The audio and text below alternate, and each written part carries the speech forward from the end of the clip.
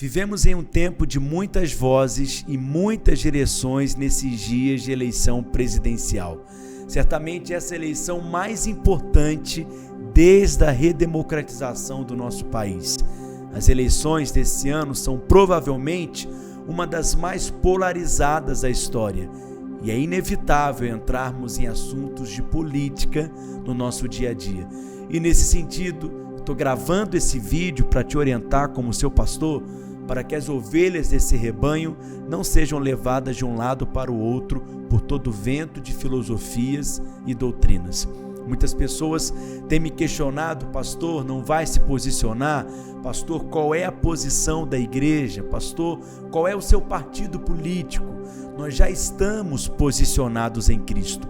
Ser cristão já é estar posicionado. As pessoas querem um posicionamento se somos progressistas ou conservadores, se somos de esquerda ou de direita.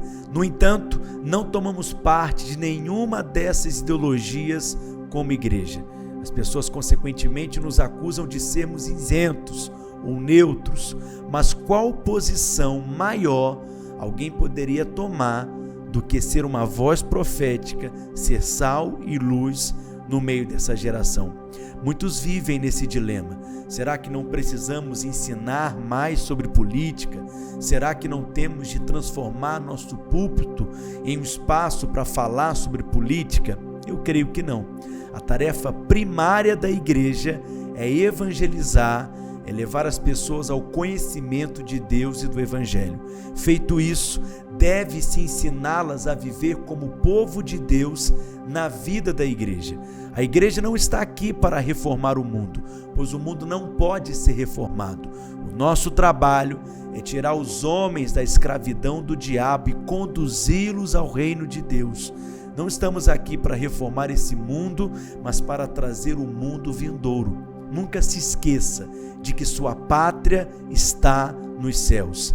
A ênfase bíblica nunca é mudar as coisas neste mundo.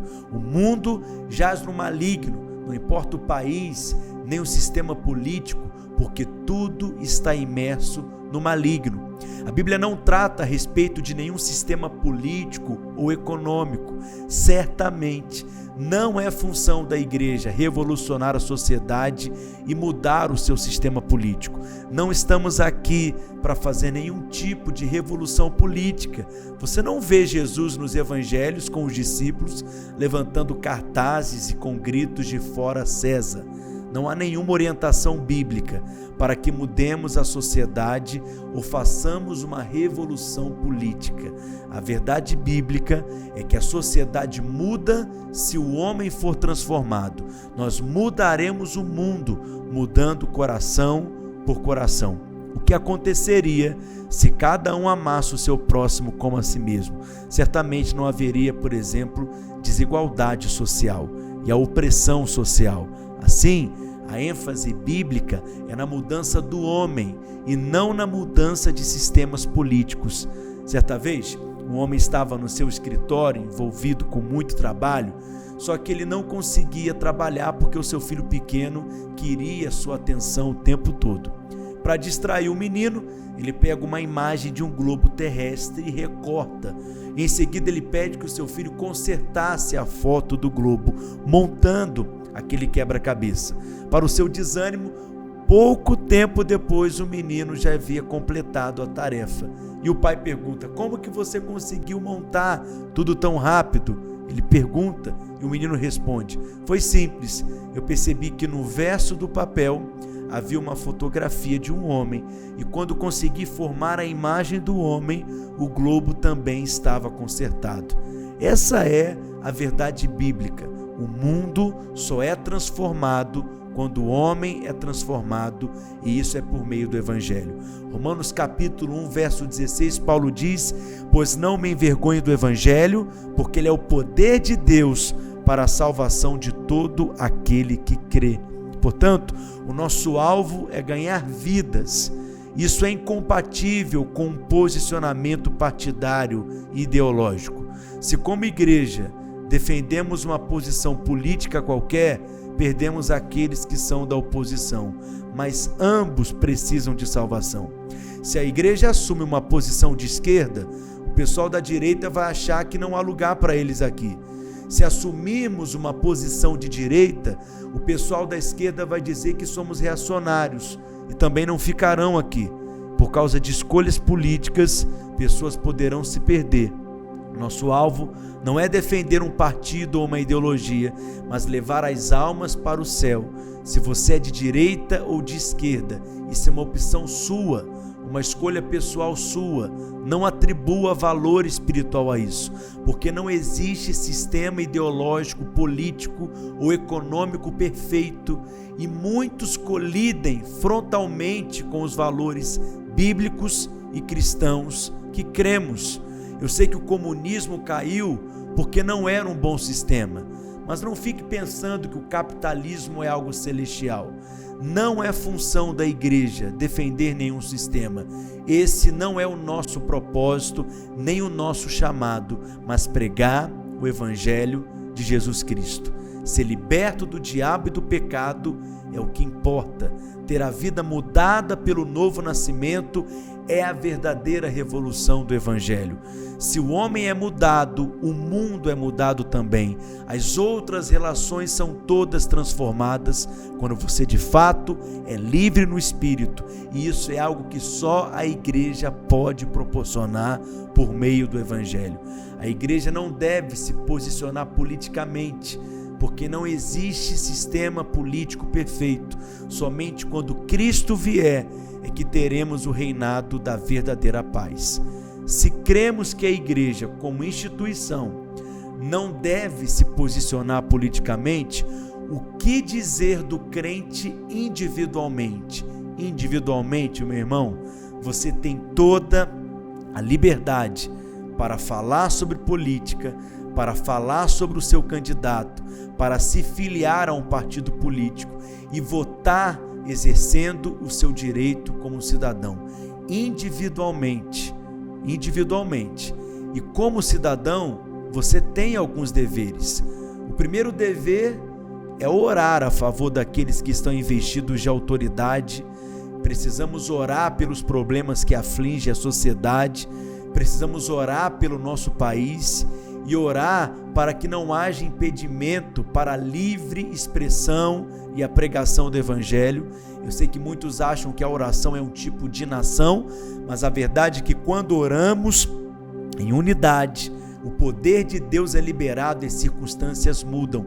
Cremos no poder da oração, cremos que Deus é soberano e que Ele possui a história em suas mãos. Devemos continuar orando pelo nosso país e pelos nossos governantes, independentemente de sua colocação partidária.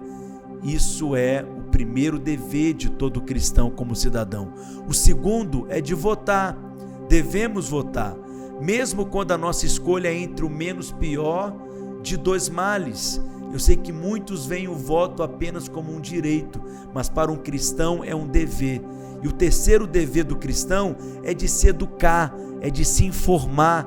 Nós precisamos nos instruir continuamente sobre todas as questões que afetam a nossa vida em sociedade. Ignorância política não é virtude espiritual.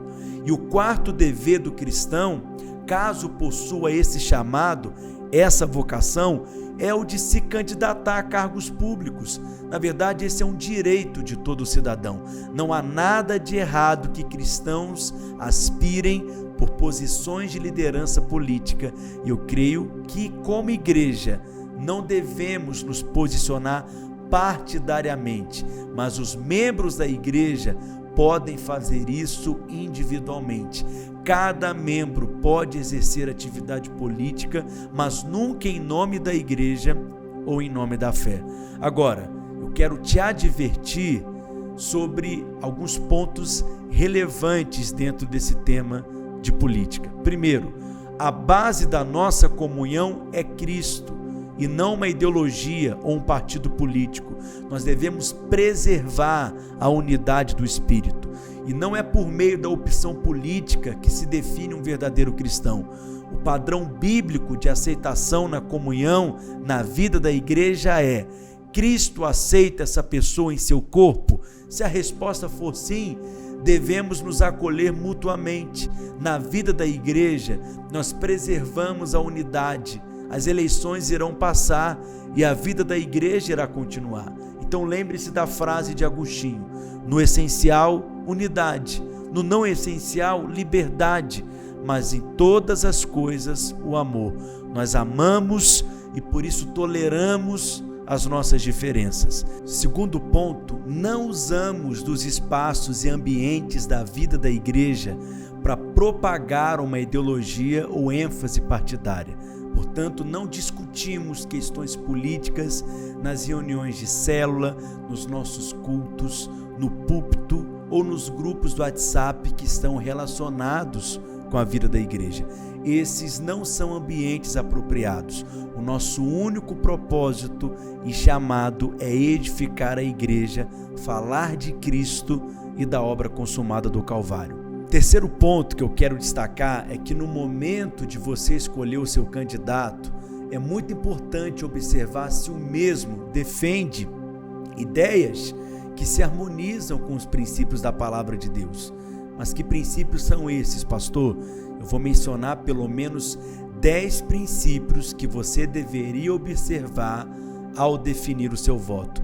Primeiro, nós somos pela vida e pela família. Ser pela vida significa, em primeiro lugar, que somos contra o aborto. Ser pela família significa defender o casamento monogâmico e heterossexual, como está na Escritura. Ser pela família significa resistir à prostituição e à legalização das drogas. Nós cremos que o Estado não existe para educar e cuidar dos nossos filhos. Isso é responsabilidade dos pais. Não é coerente um cristão votar em um candidato que não tenha propostas e projetos que visem a defesa da família. Segundo, somos contra a injustiça e a impunidade. Isso significa que é coerente votar num candidato ficha limpa, que defenda a justiça, que se posicione publicamente contra a fraude, contra a corrupção, contra a impunidade. É a impunidade que permite que os corruptos e os corruptores continuem agindo livremente. Os crimes do colarinho branco precisam ser punidos. Terceiro, somos pela liberdade de expressão e de culto. Acreditamos que cada homem tem o direito de cultuar o que quiser e quando quiser, e esse direito deve ser preservado. Cremos que cada um tem a liberdade de ir e vir, se expressar e opinar livremente. Cremos em uma sociedade plural, tolerante, porque respeitamos a escolha livre de cada pessoa. Em quarto lugar, somos a favor da propriedade privada. O cidadão tem o direito de adquirir e manter seu próprio lugar para viver e trabalhar. Defendemos a propriedade privada. No entanto, somos pela justiça no campo. Um bom candidato deve se engajar a favor da partilha das áreas ociosas do país. É preciso que haja meios e instrumentos de dar ao trabalhador rural condições de sobrevivência digna. Em quinto lugar, somos pela distribuição justa de riquezas. O plano de Deus é que a riqueza seja distribuída para promover a dignidade humana. Isso significa dar oportunidades iguais a todos os cidadãos. Não cremos que se deve tirar de uns para dar a outros, mas cremos que deve haver políticas públicas que permitam ao pobre subir na pirâmide social. O sexto valor, nós somos contra a violência e a arbitrariedade. Queremos que a vontade de Deus é que o homem violento seja tirado do convívio social, segundo a Escritura. Em sétimo lugar, somos contra a exploração do trabalhador. Para nós, distribuição de riqueza significa salários justos. Oitavo valor, somos contra o abandono e a mortalidade infantil. A vontade de Deus é que não haja crianças que vivam poucos dias. É coerente, portanto, votarmos em candidatos que são sérios em lutar para acabar com a mortalidade infantil, que lutem pelo saneamento básico e pela saúde pública. O nono valor, nós somos pela preservação ecológica. A destruição do meio ambiente é promovida pelo egoísmo e pela ganância do homem. Nós estamos aqui para preservar a criação como bons mordomos de Deus. E, em 10º lugar, somos a favor da democracia. E como cristãos, nós precisamos estar comprometidos para que nunca mais haja nesse país qualquer forma de ditadura. E eu penso que através do conhecimento desses valores, você terá as orientações necessárias para fazer sua escolha. O meu papel como pastor é emancipar intelectualmente o rebanho, à luz do Evangelho. E dessa forma, cada membro pode estar apto a tomar suas decisões de maneira coerente com os princípios da palavra de Deus. Não é função pastoral decidir pelas pessoas. Não há uma orientação bíblica para constrangermos os membros de uma comunidade de fé a fim de seguirem uma posição política. Os pastores devem ser livres para exercerem a sua voz profética sem se tornarem reféns de nenhum líder político, associando a sua imagem e o nome a eles. Os pastores não devem fazer do púlpito um lugar para falar de política. Ele é um lugar exclusivo do Evangelho. Nós precisamos ter cuidado para não transformarmos a mensagem cristã numa mera ideologia política, reduzi-la. E, infelizmente, muitas igrejas abandonaram a verdade do Evangelho. O púlpito, meus irmãos, não é palanque. A igreja não deve jamais se identificar com o sistema político ou partidário. Um envolvimento assim poderia até trazer benefícios momentâneos, mas no final destruiria o nosso chamado ministerial e profético. Somos igreja e não uma ONG social. Nossa meta é transformar o indivíduo apenas como meio da pregação do Evangelho. Como resultado disso, a sociedade então será transformada. O alvo da igreja é produzirmos cristãos por meio da pregação. Todavia, é claro que na medida que as pessoas se convertem, elas ampliam a sua visão. Elas passam a ter entendimento e passam a aplicar a verdade bíblica no seu viver diário. Então imagine uma comunidade de analfabetos que se convertem. Eles agora desejam conhecer a Bíblia, por isso passam a ter interesse em aprender a ler. Todavia, quando vão à escola, percebem que as condições da escola são ruins e passam então a procurar mudanças positivas no lugar aonde vivem. Então veja, essas orientações certamente nos impedirão de cair no extremo da omissão política e no abismo do engajamento partidário. Como igreja, nós não pegamos nas armas, nós não fundamos partidos, nós pregamos o Evangelho.